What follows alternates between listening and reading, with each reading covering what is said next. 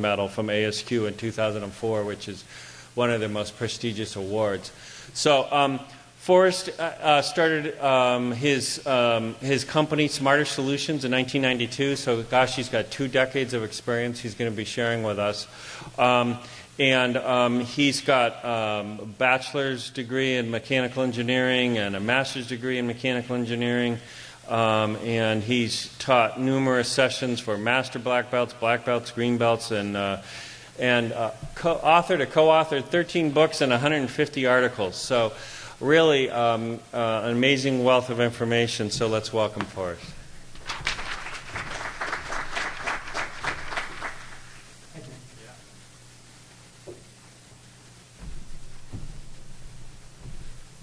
Okay, I'm going to be speaking on integrating predictive scorecards with an enhanced business management system. Now, I'm going to be focusing on the healthcare industry here too. So, how many people have issues with their process improvement, or do you think their process improvement efforts could actually improve? Okay, it's pretty much unanimous on that. So we're going to be talking about some issues with process improvement and what can we do to make it better. Now, we're often not involved with scorecards, but do we start looking at scorecards throughout the organizations, and do we think it drives the right behaviors? Does people have issues with that? Okay, so we're going to be talking about a predictive scorecard system that you could find very beneficial to actually maybe change behaviors so it drives the right kind of behaviors throughout the organization. Now, another thing I'm going to be talking about is an overall integrated system that pulls us all together. Do you think you might have strategies that are worded such that I want to be the best of the best, and everybody's supposed to align and get excited to that?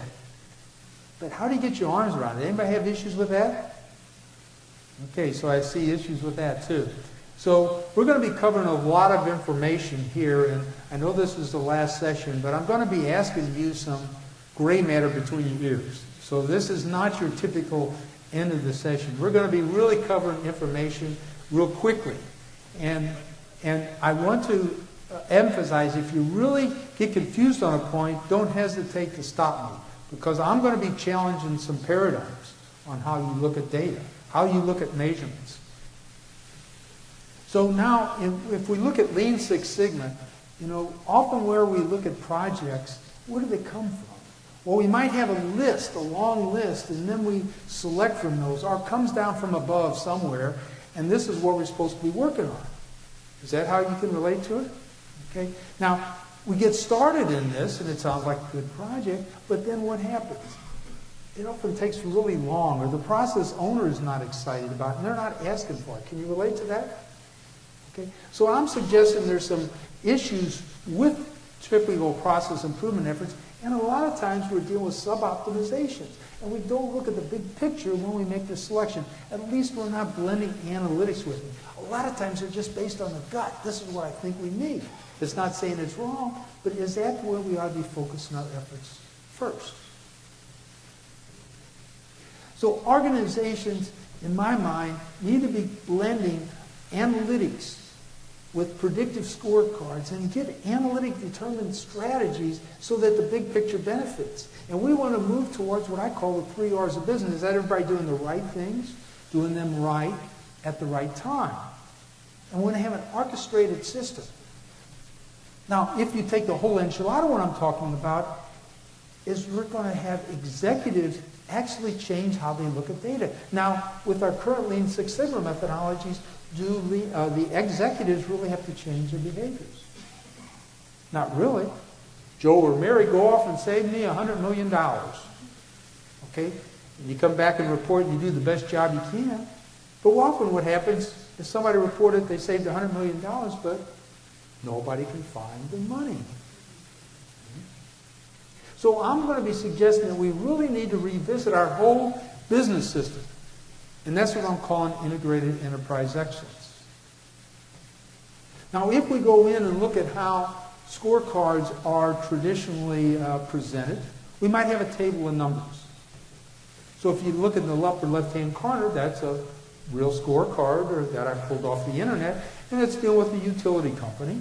And if you can see it's pretty hard to see here, but the third line, somebody might report that standalone table as, well, in 2002, we went in and expected to have annexations. But they did not occur as fast as we thought. So therefore, our cost per call was up. But in 2003, our annexations increased. So now we're on target. Can't you hear somebody saying that now? What invariably is going to happen when somebody presents information in this format? Invariably, you're going to get stories. And that was an example of a story that you might get. Now, one person presenting the same graph or table, they might make one story and somebody else might present something completely different. Now, to me, for those Six Sigma people in here, that's a gauge R&R problem. Okay? Now, we also might have classical bar charts. Now, what's going to happen here? Well, we're going to look at which bar is the highest. And now we're going to take somebody and have somebody working on it. But is that the right thing? Does that lead to the right behavior? Or can that lead to a lot of firefighting? Also, in the upper right-hand corner, we got the balanced scorecard.